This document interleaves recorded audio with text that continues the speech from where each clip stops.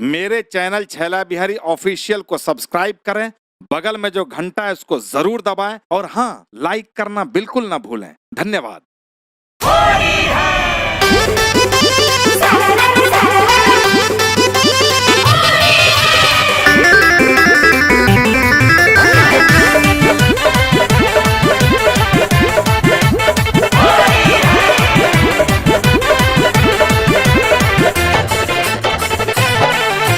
सदा आनंद रहे यही द्वारे मोहन खेले होरी हो। सदा आनंद रहे यही द्वारे मोहन खेले होरी हो। मोहन खेले होरी बिरज में मोहन खेले होरी हो। मोहन खेले होरी बिरज में मोहन खेले होरी हो। सदा आनंद रहे यही द्वारे मोहन खेले होरी हो। सदा आनंद रहे यही द्वारे मोहन खेले होरी हो। सदा आनंद रहे यही द्वारे मोहन खेले होरी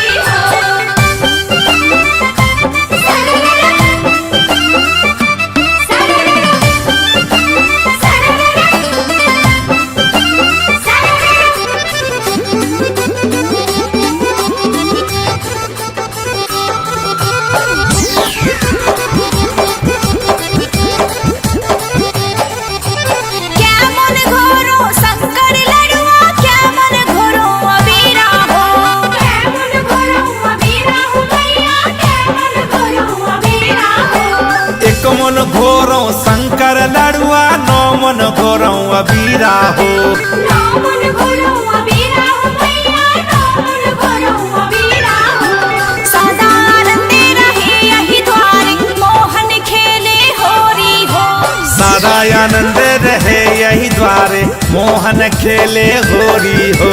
सदा आनंद रहे यही द्वारे मोहन खेले होरी हो।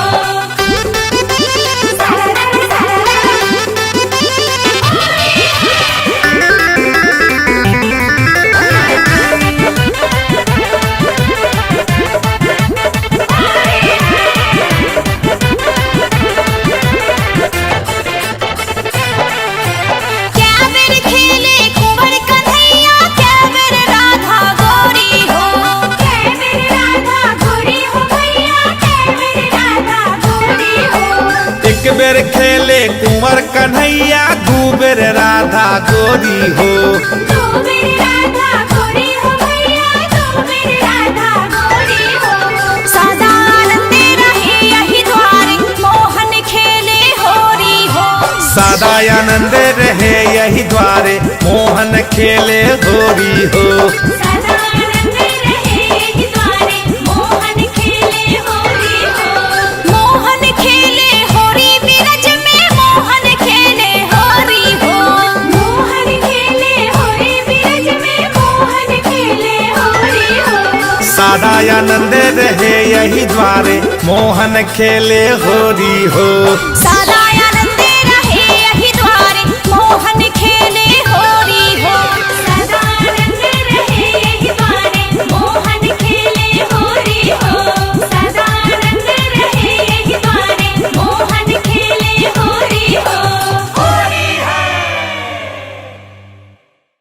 नमस्कार, मैं सुनील छैला बिहारी आपको प्रणाम करता हूं और आपको याद दिलवाना चाहता हूं कि अभी तक अगर आपने मेरे चैनल छैला बिहारी ऑफिशियल को सब्सक्राइब नहीं किया है तो लाल बटन दबा के सब्सक्राइब कीजिए और बगल में जो काला जैसा घंटा आएगा उसको दबाइए। इसके बाद मैं कुछ भी डालूंगा अपने चैनल पे तो सबसे पहले आपके पास पहुंचेगा और उसके बाद लाइक, शेयर और कमेंट करना बिल्कुल मत भूलिएगा। बहुत बहुत धन्यवाद।